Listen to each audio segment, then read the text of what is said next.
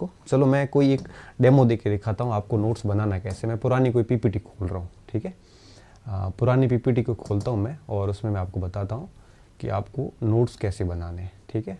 देखो विद्यार्थियों, नोट्स की अहमियत क्या है पहले तो ये समझिए। नोट्स कभी मांगने की चीज़ नहीं होती, नोट्स कभी खरीदने की चीज़ नहीं होती। नोट्स ऐसी सामग्री है जो खुद से बनाई जाएगी तभी हमारा काम होगा। यहाँ पे दिमाग तभी चलता है जब हाथ चलते हैं। आप एक चीज़ नोट करना, व्यक्ति जब लिखता है उसका पूरा कंसंट्रेशन एक जगह पे ही होता है, एकाग्रचित होता है, तब उसका दिमाग और आँख और हाथ तीनों एक ही गति से और एक ही बिंदु पर केंद्रित होते हैं, तभी हम लिख पाते हैं।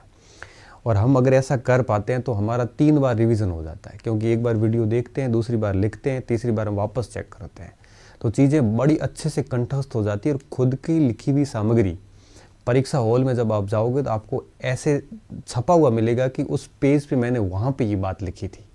इसलिए मैं कह रहा हूँ लिखने पे बल मैं इसलिए देता हूँ कि लिखिए, क्योंकि आप उपन्यास की तरह कितनी भी इतिहास की किताबें पढ़ लीजिए, आपको फ़ायदा तभी होगा जब आप उस कंटेंट को लिखोगे तो ही फ़ायदा हो पाएगा।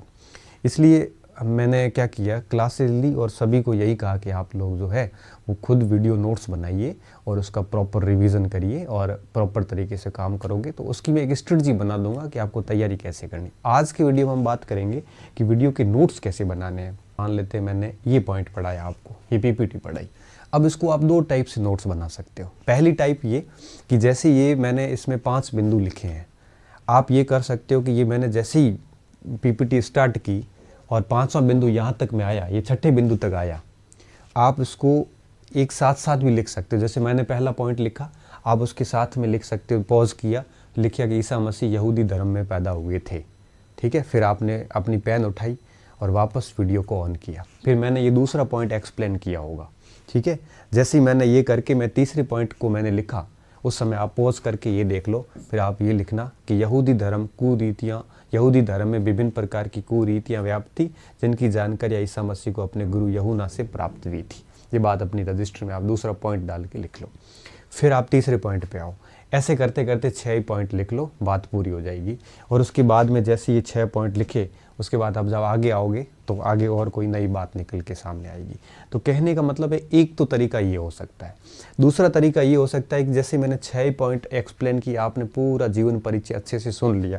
जैसे अपन ये जीवन परिचय वाले पॉइंट पे ही चल रहे थे, यहाँ ये जीवन परिचय पूरा मैंने जैसे हेडिंग दी, आप भी हेडिंग दे दो। साथ में ये सारे पॉइंट जैसे मैंने लिखे और मैं जब नेक्स्ट स्लाइड पे आऊँ उससे पहले आप उसको पॉज करके और ये सारी बातें आप अभी अपनी कॉपी में लिख लो। मानचित्र आप प्रिंट करवा के प्रिंट करा के डाउनलोड करके गूगल से और आप भी अपनी कॉपी में चिपका सकते हो।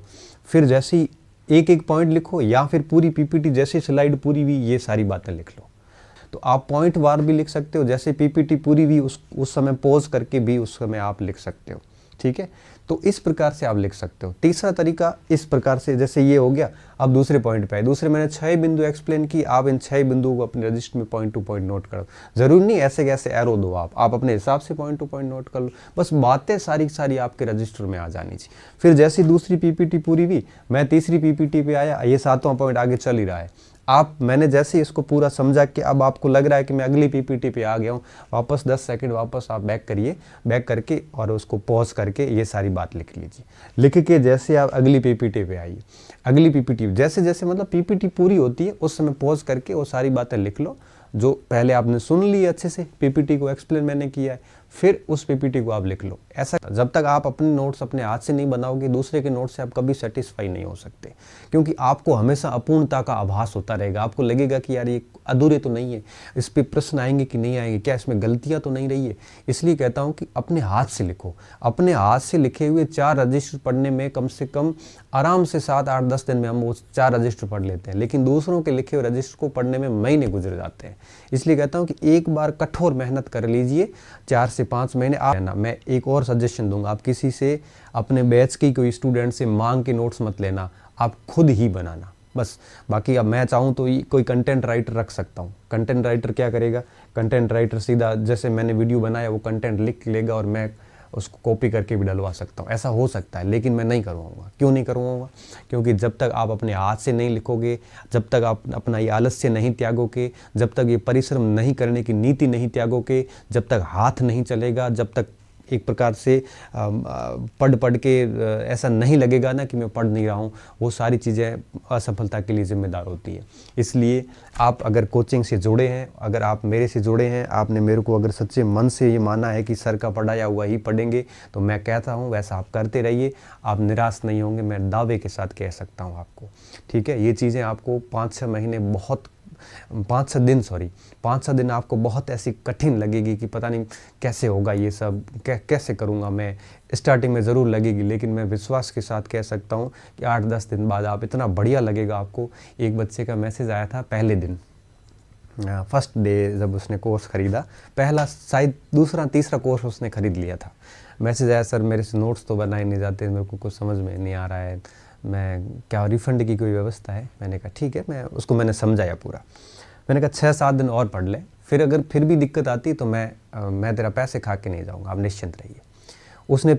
मैंने जैसा बताया वैसे 4-5 दिन उसने पढ़ा, ऐसे नोट्स बनाने शुरू किए। 7वें दिन उसी स्टूडेंट का वापस मैसेज आया, सर मेरा ऐसा लग रहा है मेरा जीवन सुधर गया हो। क्यों? तो आपने मुझे सलाह सही दी नहीं तो मैं इस बैच से, लिया हुआ बैच से भी वंचित हो जाता।